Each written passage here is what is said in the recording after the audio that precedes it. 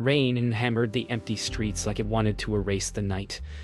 Ella's shoes splashed through puddles as she hurried home, her hospital ID still clinging to her coat. Then she saw him. A man collapsed near the bus stop, motionless under the streetlight, her breath caught. Without thinking, she knelt beside him, her hands shaking as she felt for a pulse. It was faint, but there. Hey! Hey! Can you hear me? No reply, just the weight of thunder rolling overhead. She looked around. No one. She dragged him under her umbrella, half carrying his body through the storm. In her apartment, the soft lamplight flickered as she laid him on the couch. A torn photograph slipped from his hand, her city's skyline. What was he doing here? Why did a stranger in a suit look like a man with something to lose? When morning came, sunlight painted her small apartment gold. Ella poured coffee, watching steam curl through the quiet air. The stranger stirred, blinking awake like someone returning from another world. His eyes, gray, sharp, studied her with confusion. "You saved me," he murmured. She smiled shyly. "You'd have done the same." But deep down, she knew not everyone would have dragged a stranger through the storm. Something about him, his calm, his silence, felt heavier than a simple accident. By afternoon, color returned to his face.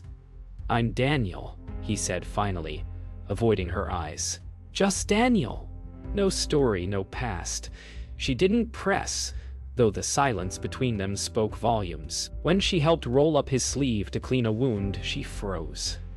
A deep gash, cleanly cut, stitched by someone who knew what they were doing. "This wasn't an accident," she whispered. He stiffened. "Please, no hospitals." The firmness in his voice startled her. What kind of man feared doctors more than pain? That night, the rain returned softly, whispering against the windows. Ella couldn't sleep. Daniel's phone buzzed again and again on the table, screen lighting the dark room. The same name kept appearing. Cross. Where are you? Her stomach tightened. Cross? She frowned at the word. It tugged at her memory, a name she'd heard somewhere. She turned off the phone, guilt prickling her skin. Maybe it wasn't her place to ask. But who was Daniel really? Before dawn, a shout startled her awake. Daniel thrashed in his sleep, face twisted in fear. Ella rushed over, her hand on his shoulder. "You're safe," she whispered. He gasped, voice broken. "Empire." "It's gone." Then silence. She watched him breathe again. Peaceful now. But the word echoed in her mind. Empire. What kind of man dreams about losing one? Days passed in quiet rhythm. Daniel lingered like a shadow that didn't quite belong, fixing broken cabinet hinges, helping her with groceries, saying little. Ella found herself studying the man behind those gray eyes. How carefully he listened, how he flinched when sirens passed outside. Sometimes she caught him staring at the skyline from her balcony, jaw tight, lost in thoughts that never reached his lips. One evening, he asked softly, "Do you ever wish you could disappear for a while?" She smiled. "Only when I can come back." He looked at her then, as if he hadn't thought of that possibility in years. The morning quiet was broken by laughter. Soft, hesitant, real. Daniel had offered to cook breakfast, and though he nearly burned the eggs, Ella found herself laughing harder than she had in months. "You're not from around here, are you?" she teased. He smirked, glancing at the mess. You could say that. His hands, elegant yet roughened, moved with a precision that didn't fit his story of being between jobs. She noticed details, his expensive watch, his perfect posture, and tucked the questions away, unsure if she wanted the answers. When Ella returned from work that evening, she found Daniel sitting cross-legged on the floor, surrounded by her medical books. He looked up, smiling faintly. "You help people for a living?" he said. "Why?" She thought for a moment. "Because I've needed help before." He nodded slowly, eyes softening in a way that made her chest tighten. For the first time, she felt him lowering the invisible wall between them. And yet, She could tell he feared what she might see if it fell completely. That night, thunder rolled again, a softer echo of the storm that had first brought him to her door. Daniel stood by the window, staring at the city lights. "You don't ask much about me," he said quietly. "Maybe. I'm afraid to know," she replied.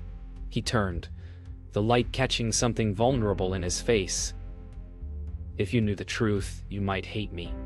The words hung between them, fragile as glass. "Then don't let me," she whispered. It was the kindest threat he'd ever heard. Later that night, when Ella went to fetch a blanket, she found a sealed envelope inside Daniel's coat pocket, stamped with a crest she didn't recognize. Curiosity pricked her fingers, but she didn't open it. Instead, she placed it back, heart pounding. As she turned, Daniel's voice came from the doorway, low and calm. "Some things are safer left unopened." She froze, the air between them tight with unspoken truth. "Then tell me what's inside," she whispered. He smiled sadly. "Not yet." The days that followed grew quieter, heavier. Daniel began to receive phone calls he never answered, his expression tightening each time the screen lit up. Ella tried to ignore it, but she could feel something shifting, like a storm forming beyond the horizon. One evening, a sharp knock rattled her door. When she opened it, a woman stood there, elegant, controlled, eyes scanning the room with precision. "Mr. Cross," she said coldly. Daniel's face drained of color. That was the moment Ella understood. Whatever he was running from had finally caught up. Grace's presence filled the room like a gust of cold air.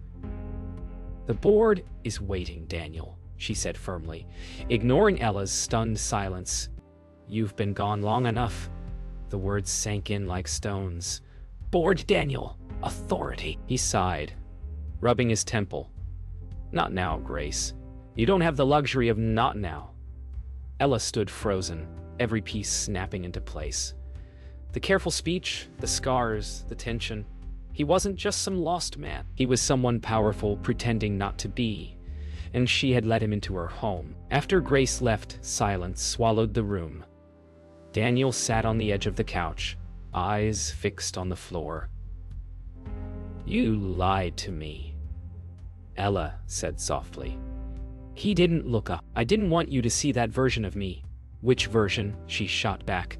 "The man or the mask?" He met her gaze then, the truth finally bleeding through his calm. "Both." It was the first time Heindel looked truly defeated. For the first time, she didn't see a mystery. She saw a man breaking under the weight of his own name. That night, Ella couldn't sleep.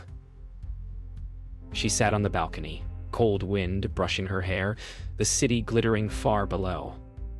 Daniel joined her quietly, holding 2 mugs of tea. "I didn't mean to lie," he said. "Then why did you?" she whispered. "Because I wanted for once to be just someone." The sadness in his voice felt almost childlike. "But you're not just someone," she said. "You're someone who made me believe you were." The wind carried her words away, but the silence that followed said everything. In the morning, she awoke to an empty apartment.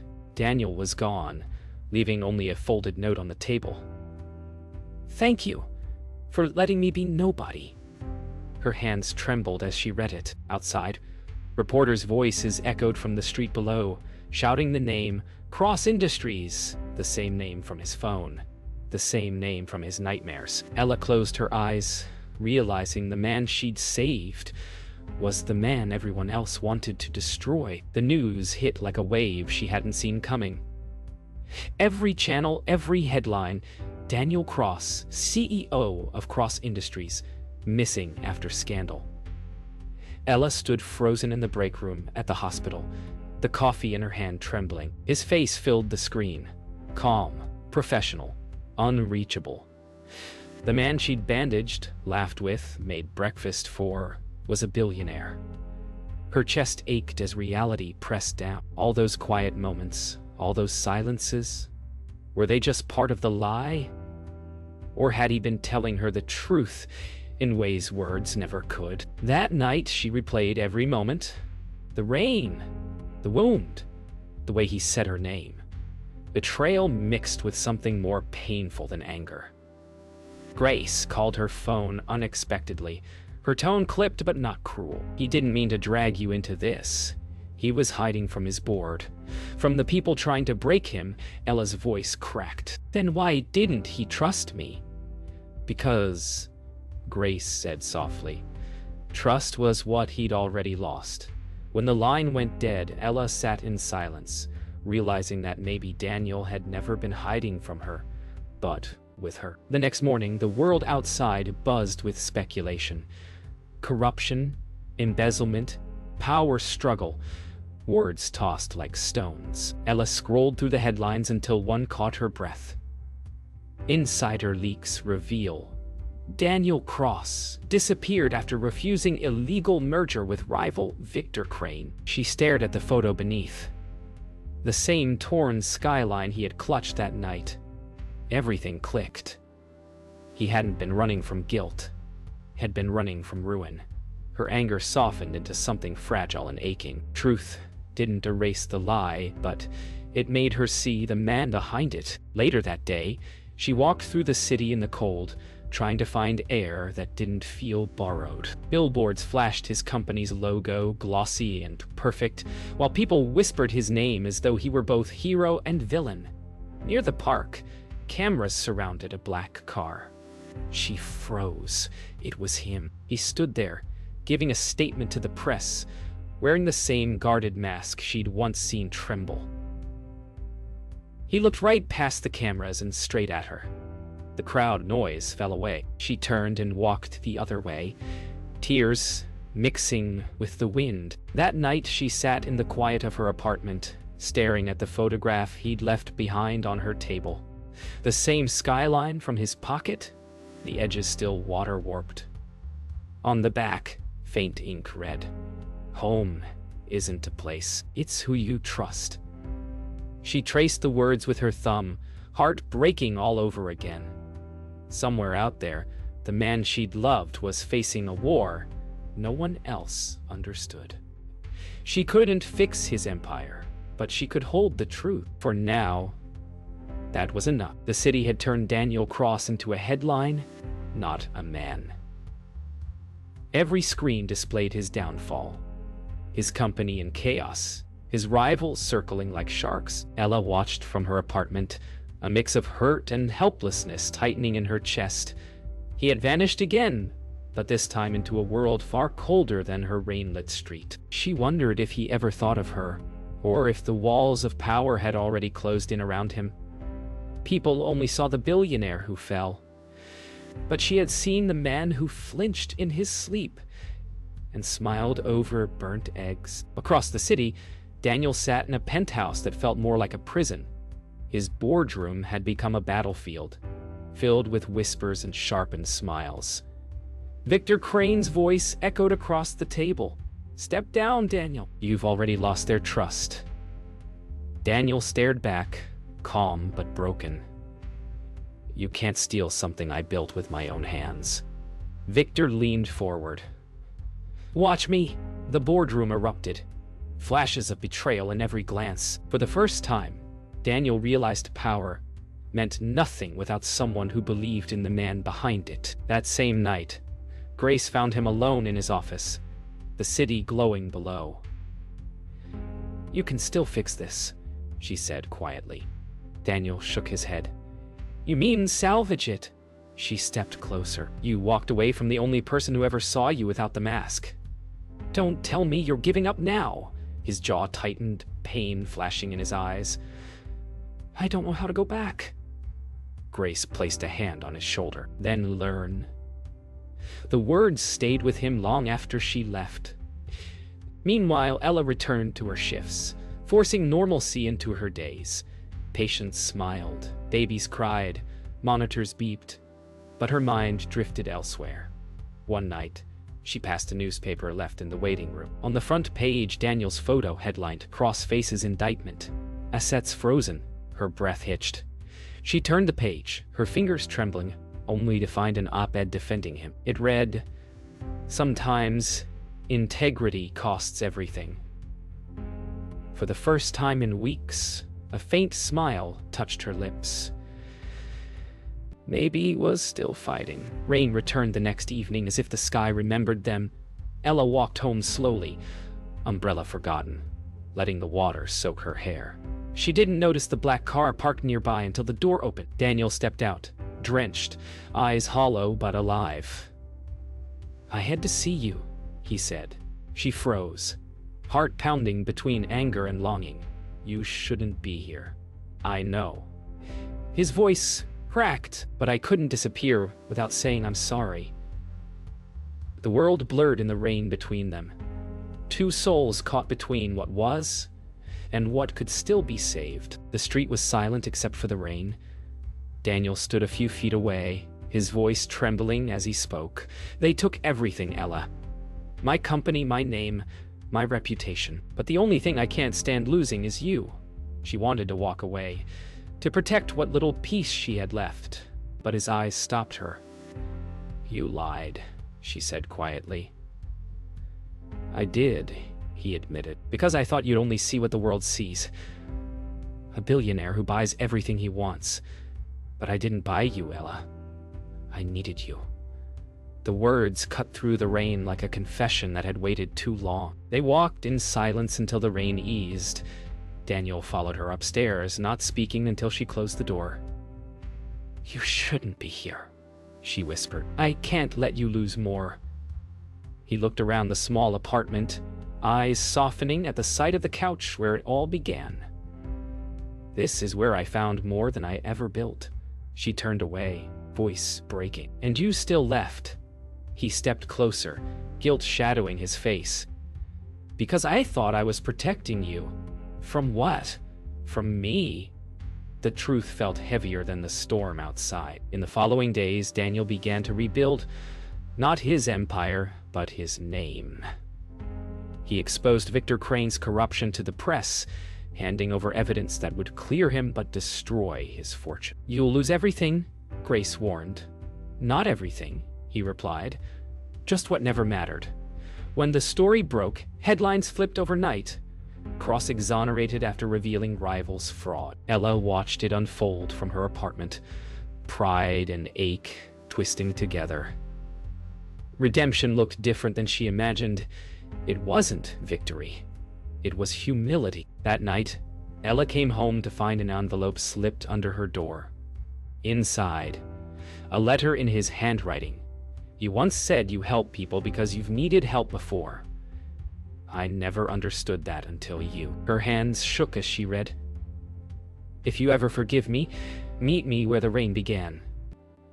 She didn't think twice. The city shimmered with streetlights as she ran through the night, each drop on her skin a reminder of what forgiveness might feel like if she let it in. She found him at the old bus stop, the same one where it all began.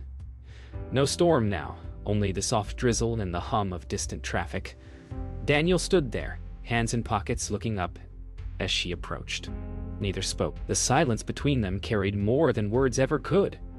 "Finally," she said, "you came back." He smiled, weary but true. "I never really left." She stepped closer, her voice barely a whisper. "Then don't ever run again." When their hands met, it wasn't about wealth or forgiveness. It was about two broken hearts choosing to try again. The morning after their reunion, the city woke beneath a soft blush of dawn. Daniel and Ella sat at a small cafe near the river, quiet between shared glances and coffee steam. The world was still talking about his return, about the man who gave up billions to clear his name. But none of that reached this table. "What happens now?" she asked softly. Daniel looked out over the water, a man stripped of titles but not purpose. "Now I learn how to build something that doesn't need walls." She smiled faintly. "Maybe start with trust." He nodded, and for the first time in years, the weight on his shoulders seemed lighter. Weeks passed quietly. Daniel sold what remained of his company shares, choosing simplicity over control. He moved into a modest apartment near Ella's, learning what it meant to live without staff, headlines, or fences of secrecy. Ella still worked her night shifts, but sometimes she came home to find dinner waiting. Burnt, yes, but waiting. You're really bad at this, she'd tease. I'm learning, he'd reply. And she would laugh because this time, he meant it. Redemption wasn't loud. It was patient, gentle, and slow. Grace visited them one afternoon, dressed sharply as always, but with softness in her eyes. You look happier, she told Daniel. He chuckled. I'm poorer, too, Grace smirked. Rich enough where it counts. Ella poured her tea, smiling quietly. There was no bitterness, no awkwardness, only peace between people who had survived the storm. As Grace left, she turned to Ella. You helped him remember who he was. Ella shook her head. He did that himself. I just gave him somewhere to start. Later that evening, Daniel found Ella sketching by the window. What are you drawing? He asked. Oos, she said without looking up. The night I found you. He leaned closer, studying the pencil strokes of a drenched man and a girl with an umbrella. You make it look less messy than it was. She smiled. That's what art is. It finds beauty in the chaos. He took her hand, still smudged with graphite. Then you're my favorite artist. For once, she didn't pull away. Weeks turned to months, and the world moved on from the scandal, as it always did. One evening, under the same flickering street lamp where their story began, Daniel knelt in the drizzle. Not with diamonds, but with a small silver ring. I can't promise you perfection, he said, voice trembling, but I can promise you truth. Ella's eyes glistened as she knelt beside him, rain gliding down her cheeks. Truth is enough. They didn't need the headlines or the empire, just each other, and the quiet miracle of a second chance under the rain.